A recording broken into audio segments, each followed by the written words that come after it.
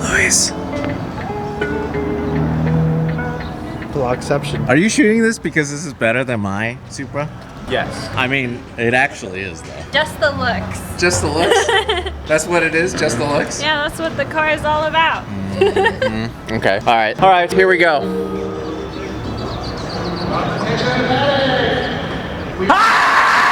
What's up guys, Larry Chen here. Welcome to my channel. We are at Circuit of the Americas, COTA in Austin, Texas. We got Hana here. Hi, hello. hanaburton. She is, she's not a wheel man, she's a wheel woman. Yes, wheel woman. Yeah, so she actually built this A90 Toyota Supra time attack vehicle, and she competed at Super Lap Battle this weekend. How did you do?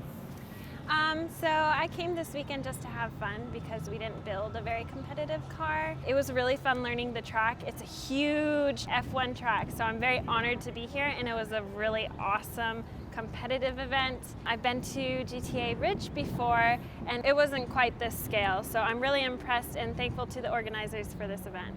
Awesome. Well, I wanted to feature your car because we actually kind of have a history together. I met you for the first time when you were working with HKS when we went for Tokyo Auto Salon. You helped arrange the HKS factory tour, which was awesome. We had a chance to put a car on the dyno. We had a chance to see a lot of historic cars, including the CT230R. Is that what it's called?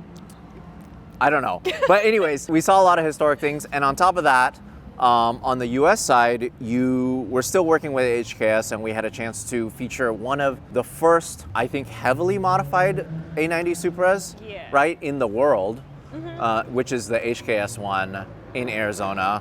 But now, after all this time, you actually got your own I know, right? Supra. So why is it that this platform is so popular now? On top of that, there were so many Supras here, right? There were 6 or 7 Supras here, which is so amazing.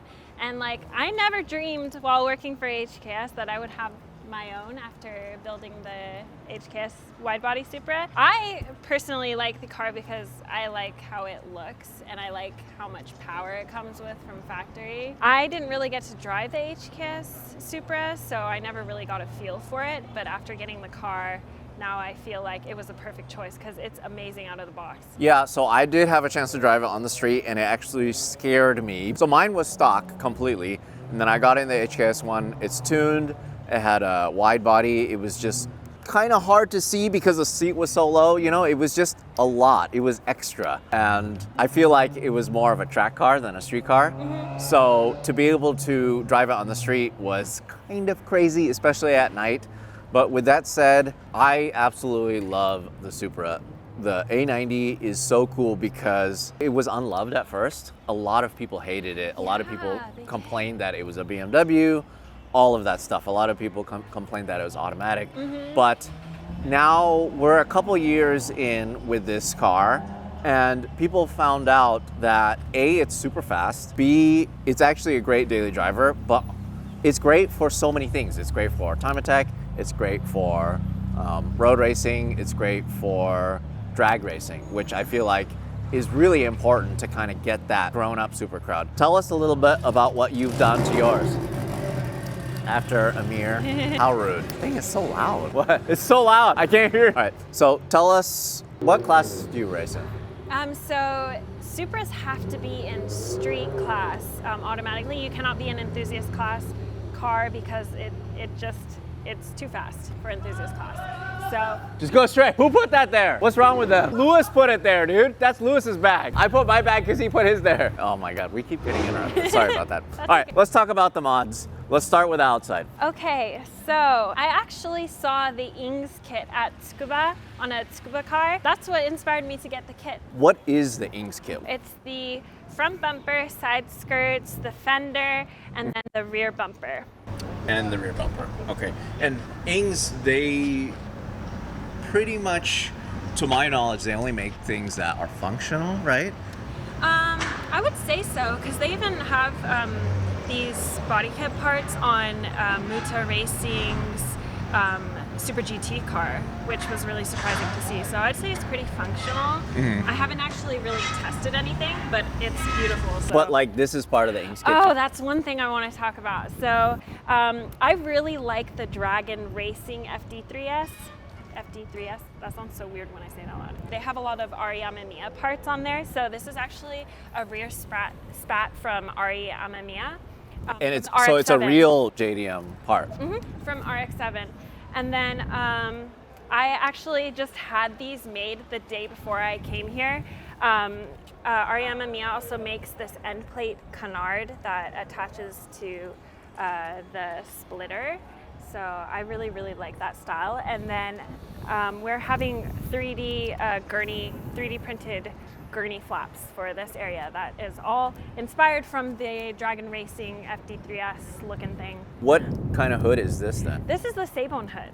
Oh, okay, but it's just painted white. Yeah, painted. Oh, so All of this stuff obviously didn't come painted, and then once you got it all on, you painted it the original white color. Yep, the Veris Engineering wing we also painted white. Ah. And this is actually a really popular wing. I think 5 Supras here had them. All the white Supras had the Veris Engineering wing. So in terms of like what you're allowed to do in class, is this kind of like one of the biggest ones that you can put on, or? This is very small. If you look at Jackie Ding's wing versus mine, there's a huge difference. It actually, it doesn't really do much. We zeroed it out because we're still getting a lot of understeer, but I think the car is just naturally like that. Let's start with the wheel and tire setup. What does that look? 10.5 or 11. So the wheel, we have the Advan GTs. It's a square setup, 18 by 10.5 plus 35. The tire setup, it's a 295 35 18. So this is exactly what I run on my car, and this is because Jackie Ding told me, hey, you can fit 295 squared without any rubbing. Does it rub on your car? We cut a little bit of the fender liner. Other than that, I think it's pretty fine, even full on. I want to start off with the friend. They're going to do this for the whole podium. Are you kidding? So tell me about the suspension. Suspension. I love KW, but I have I haven't noticed. I have Jersey RS Pros on mine because I'm waiting for my KWs. This is my second time driving the Supra with actual coilovers. I had it on stock suspension for about a year, and it was awful. Yeah, it drives kind of like an accordion, right? It like it just kind of like bounces a lot. It was very understeery too, even more than it is now. What I heard from garaging with all of the Supra guys is that I need to get SPL parts. That's what they say makes a world of difference in handling. So SPL parts, what, like arms? Mm-hmm. Yeah, they said especially the arms. Okay, so what about the brake setup? This is pretty crazy. I have the AP Racing BBK. We normally run the endless pads. They're pretty aggressive. They don't last long, that's the only problem, so they can get pretty expensive. Especially the biggest thing moving from, I was driving an FRS and an S2000 before. They're light cars, but the Supra is really heavy, so it uses up a lot of consumables, tires and brake pads. Over here, I just have endless pads in there. Got it. Yeah, this one is fine. The front, And it's stock rotors too. Yeah. This is not stock, right? Yeah, let's talk. This is stock? Yeah, this is stock. This is not stock. This is just a. Oh, this is the buffeting Yeah. thing. Got it. When this first came out, I was kind of worried, like, how is this going to work? Because the hood is actually the top of the front fender. Mm-hmm. So I never really understood, okay, so what are people going to do to actually make this more aggressive? But this is actually not any wider than stock, right? No, it's not. Okay. Yeah. But I believe the people that wide body them, like Daniel Song's wide body Supra, how the heck do I open this? They have to cut into the Did you hood. pull it twice? Oh, engine bay! Oh, stock. It's stock! So How is it that you don't even have an intake? we're fine without like any heating issues. This car is actually amazing stock. That's why I don't understand. Everybody just goes and tunes them all, but it's so fun to drive. It's so much power stock. At least me from S2000, obviously, I think that is a lot of power. The shifting, the automatic, is really good. I don't think we need manual even. It's probably a lot faster, honestly. Faster, you don't make any mistakes misshifting. Like, it's perfect. It's good for a new car. So what year is this one? This is a 2021. So Got it. That's why power. there's this, and it comes with a little more power stock. For me to have the same amount of power, I actually had to get a tune.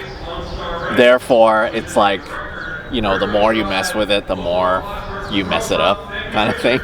But yeah, so you just remove the cover. It probably just heat soaks it a little more. But other than that, you can tune your shocks from here. Yep. What is this? What is that? This is the, what's it called? Reservoir for the jerseys. Oh, cool. They're two ways. Okay, all right. So there's that one there and one over there. Yeah. Okay. You can see how fancy it is, Sabon. Yep. And you don't actually rub here, surprisingly. It's very light hood. Yeah. Huh. See, the thing with the Supra, it's so heavy, but then also there's not many places where you can make weight savings. I think the battery and the hood and the seats are like the biggest difference. Have you ever run into this problem before?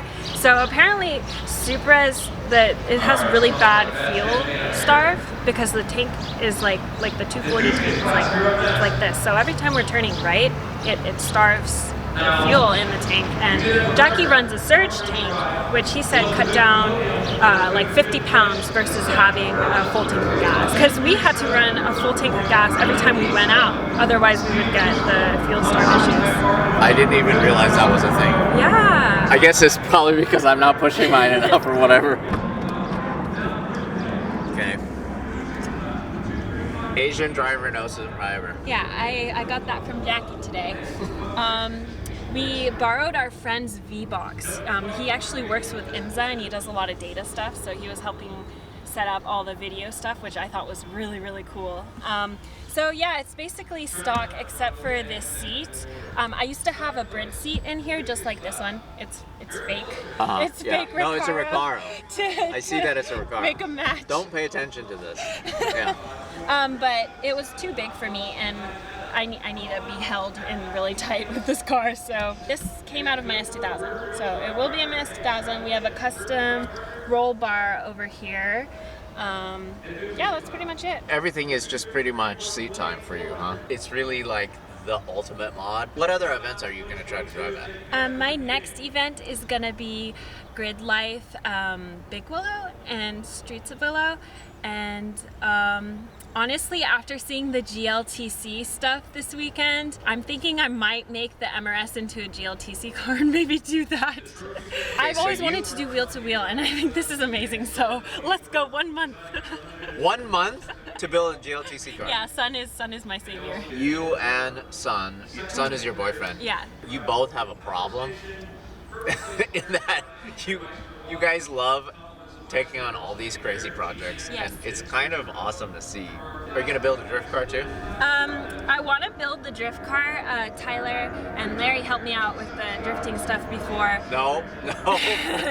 You helped me out a lot. I think it might be too much hobbies because I'm doing karting too. But the biggest build we're doing is my 600 horsepower Turbo S2000, which we're working on right now.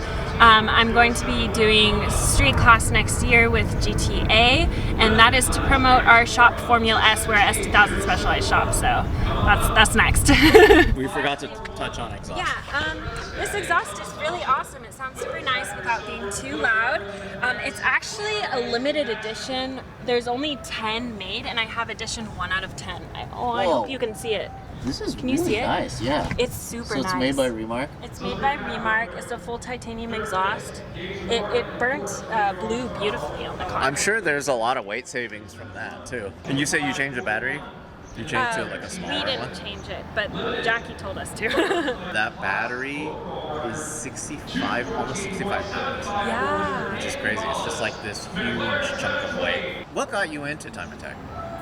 Why do you like this? Why do you like doing this? I mean, you trailered this with your boyfriend all the way across from California to Texas just to drive around in circles. So I was exposed to time attack through working for HKS. I always had really bad driving anxiety actually, so like driving on the road and stuff was scary for me. But out here on the track, that anxiety felt very lifted. It was very liberating and awesome feeling. Also, the feeling of like community in Time Attack and especially GTA is really nice, and I think that's what got me hooked really. Well, we would love to see you develop this more. There's just so many awesome competitors here. I've been following Time Attack for many years, probably 15 years now. It's never been so big because now we have Grid Life and we have Super Lap Battle, Global Time Attack. Just those 3 events together, there's just so many spread across the US with so many amazing drivers in all of the classes. You got people like Ferris, Khartoumi, right? Just changing the game with his crazy twin turbo Corvette. I mean, at Long Beach, he put down times that were almost as good as like the mid-pack IndyCar qualifying times, which just completely blew us away, and it was so cool to watch, and it was just insane to see him go down the front straight in a Corvette. But with that said, yeah, hopefully we get to see you drive more. Do you have any inspiration for young women like yourself who want to get into motorsports?